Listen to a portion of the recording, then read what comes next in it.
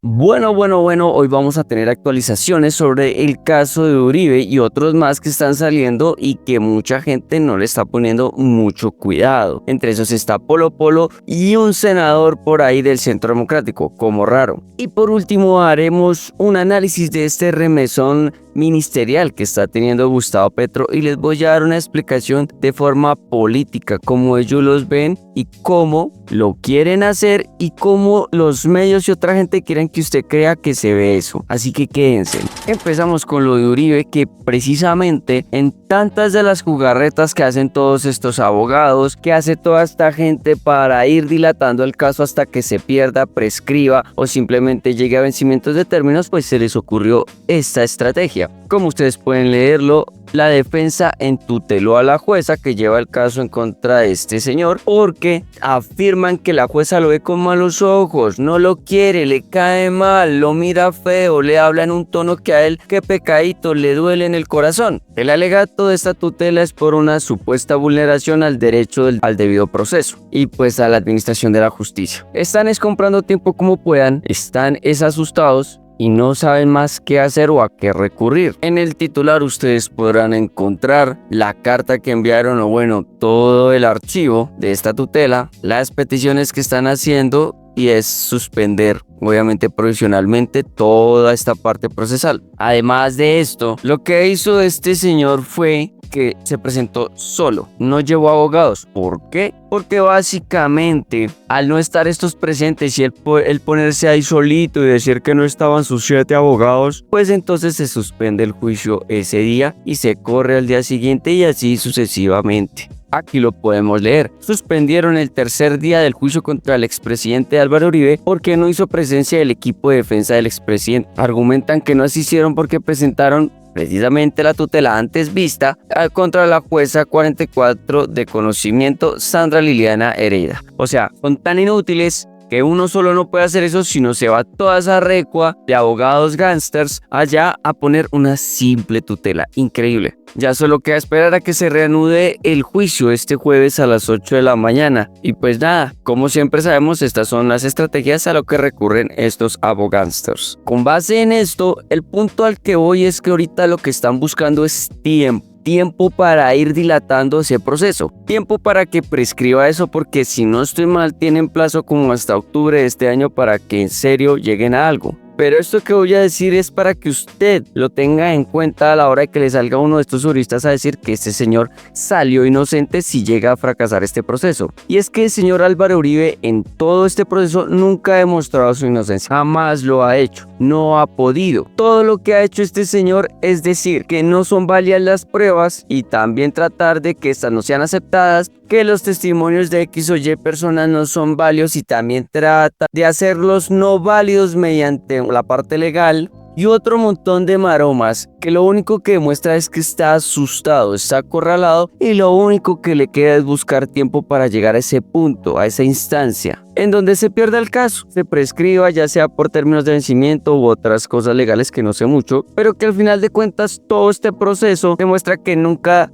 logró mostrar su inocencia o comprobarla, sino simplemente lo que hizo fue artilugios para zafarse de eso, denotando así su culpabilidad. Así no lo quieran aceptar, uribistas. La segunda noticia tiene que ver con Polo Polo. ¿Se acuerdan que la semana pasada salió una noticia hablando de que este señor iba a renunciar al Senado para lanzarse a las presidenciales? Pues ya sabemos por qué lo está haciendo. Y no es porque en serio ese amor a esa patria y porque él sabe que tiene las herramientas, los mecanismos y la gente para ser electo presidente. No es por eso. Es simplemente la excusa porque le anunciaron a este señor esto que se le venía. La Corte Suprema de Justicia acusó a Miguel Abraham Polo Polo por hostigamiento agravado. Estas fueron las razones. La misma Corte consideró que este señor promovió e instigó actos orientados a causar daños a exmiembros del M-19 y al presidente Gustavo Petro por razones de discriminación de ideología política. Habría usado medios de comunicación para difundir este mensaje instado a eliminar a estas personas. Ahora, antes de que brinque opositor iletrado e ignorante, recuérdese esto y póngalo a buscar porque en el mismo artículo lo dan. De acuerdo con la ley, en Colombia el artículo 134b del Código Penal establece quien incite o promueve actos de violencia o discriminación contra personas o grupos por razones de raza, religión, ideología, orientación sexual, discapacidad u otras condiciones enfrentará penas de 12 a 36 meses de prisión o multa de 10 a 15 salarios mínimos. Eso está en el Código Penal. Eso no se lo inventaron ahorita para que después no salgan a decir que en serio están persiguiendo a este pobre político.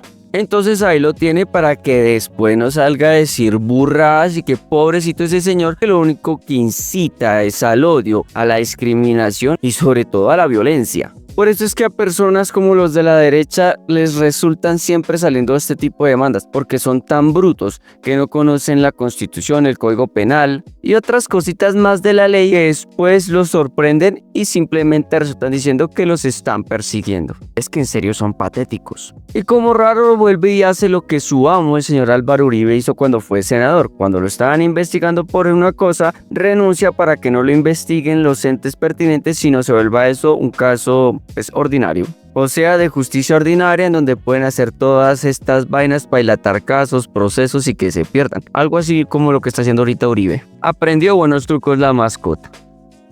Si te está gustando el video y quieres saber más, no olvides suscribirte, darle like al video, darle a la campanita para las notificaciones y sobre todo compartir. Eso me ayuda mucho. Así que continuemos. Otra más de esas noticias que pasó desapercibida y tiene que ver con el Centro Democrático. Es que como raro que no le hagan relevancia a esto y a ese partiducho. Es que en serio uno se va enterando de cosas porque esta noticia pasó tan de agache que esta misma es de 2024, en diciembre. Pero nos dice lo siguiente: el 5 de diciembre Julián Camilo Forero, asesor de la Unidad de Trabajo Legislativos de la UTL, del senador José Vicente Carreño, del Centro Democrático, fue capturado en el Congreso de la República. Es que de una vez fue allá. La detención se produjo en el marco de una investigación por un presunto soborno al subdirector de la policía. El congresista del Centro Democrático, partido liderado por el expresidente Álvaro Uribe, confirmó en aquel momento la captura de su asesor jurídico, a quien describió como un amigo cercano. El legislador expresó su solidaridad y confió en una pronta resolución del incidente. Como raro que los amigos cercanos siempre estén involucrados en esas vainas de soborno, de compra, de contratos aquí, allá, paramilitarismo, narcotráfico, etcétera, etcétera. Y aquí ustedes lo pueden ver, todos por un contrato de 120.000 millones de pesos para asegurar la vida de los uniformados. Y antes de que usted diga, ay, pero si era que era por el bien, las cosas tienen un trámite y se deben cumplir. Así de simple. Y no debe ser a dedo porque sabemos que de esos 120.000 millones, lo más probable es que solo destinen el 50% para esta noble causa. Entonces, como nos damos cuenta, toda esta gente de la oposición en serio está más hundida.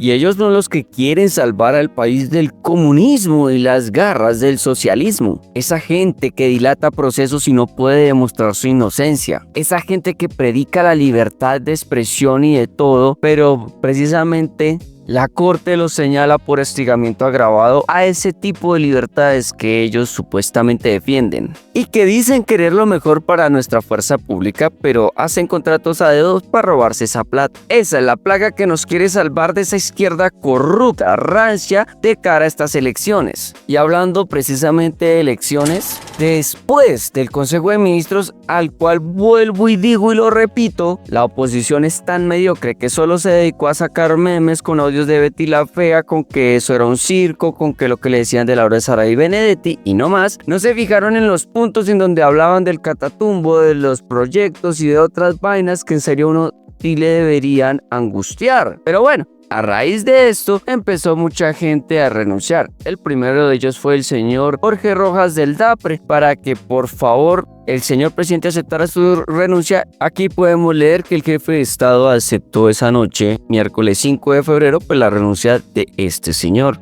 Después, la segunda persona que renunció fue el señor Juan David Correa, ministro de Cultura. En su carta de renuncia no explica el motivo de su salida, pero pues obviamente el presidente volvió y aceptó esta renuncia. Después de esto, el presidente solicitó la renuncia protocolaria de todos los ministros y de algunas otras personas. A raíz de esto, supuestamente la canciller Laura Sarabia presentó su renuncia protocolaria al cargo. No sabemos si ya se la aceptaron o no. Esta sí toca esperar porque sabemos que Petro, pues a esta señora la defiende y como vuelvo y lo repito, a mí nunca me cae bien esa vieja. Para mí esta es una de las que le ha hecho daño a este gobierno y la verdad, pues como profesional no la veo en ese nuevo cargo que está y pues en ninguno de los otros. También renunció la ministra de Trabajo y agradeció a Petro por todo este tiempo que pasó a su lado. Otra de las personas que renunció fue la señora Susana Mohammad, la ministra de Ambiente y Desarrollo Sostenible. Y por último, el que también presentó su renuncia irrevocable es el señor ministro de Defensa,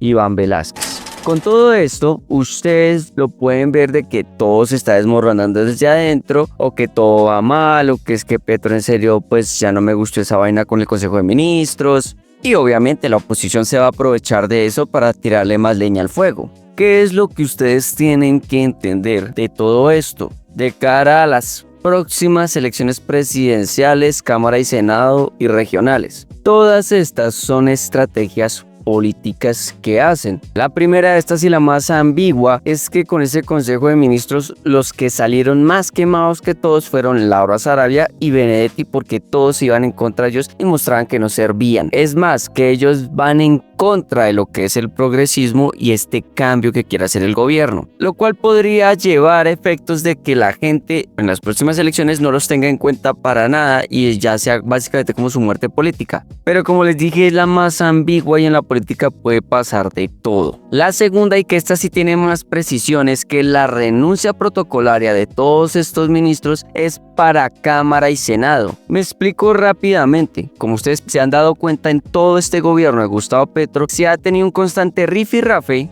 en las reformas que ha presentado el mismo Gustavo Petro. Eso obviando la desinformación y las cosas que se inventaban por ahí, bla bla bla. Entonces, aquí esta gente se dio cuenta de algo muy importante y es algo que ustedes también tienen que meterse en la cabeza. Un país no se cambia con un presidente. Un país se cambia desde Senado y Cámara, que son los que aprueban o desaprueban proyectos en pro del pueblo, cosa a la que se ha dedicado la oposición y la gente que se ha volteado a Gustavo Petro. Hablando de reforma a la salud, trabajo, ley de financiamiento, presupuesto general de la nación, etcétera, en donde esto beneficiaba a la gente y esta gente no dejó. Entonces, por eso esa estrategia de pedir renuncia o que renuncien y montar ese espectáculo del Consejo de Ministros, para que todos estos ministros se puedan lanzar a toda esta parte de Senado y Cámara y desde ahí en serio poder hacer el cambio que necesita este país. Entonces véalo así, todos estos ministros se van a lanzar a la próxima y toca apoyarlos, porque ellos iban en pro de Gustavo Petro, pero se dieron cuenta que como ministros pues no es mucho lo que se puede hacer, porque tras de que se les inventan fake news y solo buscan desprestigiarlos, pues ellos se dan cuenta que su mejor opción es desde adentro, Senado y Cámara. Porque si ustedes se dieron cuenta, además de los alegatos en contra de Laura Sarabia y Benedetti, ellos decían que seguían firmes con él y con el proyecto. Ahí es donde está, en realidad, ese punto a tener en cuenta, ¿listo? Entonces fíjense muy bien en eso. Y para esos otros que han salido a decir que es que son traidores a la causa y todo eso, es porque son solo gente extremista, que no entiende cómo funciona la política en estos casos. Entonces ahí se los dejo desglosado y explicado para que entiendan cómo son las jugadas políticas y lo que toca hacer para el pro de los colombianos. Y que si somos sensatos, la lucha ahorita en lo que queda de gobierno de Gustavo Petro, peleando la reforma a la salud y la laboral, lo más probable es que no pase. Porque la oposición va a hacer lo mismo, desprestigiar, inventarse fake news, pero sobre todo la clásica y la que siempre es la vieja confiable, salirse como los mediocres que son para no poder debatir y que se hunda eso por falta de quórum. Ya solo me quedaría decirles que por favor tengan en cuenta, su voto tiene que ser racional, de sentido común, que sea bien informado y bien fundamentado con bases sólidas, que no sea emocional, no caigan en ese juego. En fin, lo dejo hasta aquí. Como siempre les digo, ya saben, lean e investiguen. Y no siendo más, pues, nos vemos.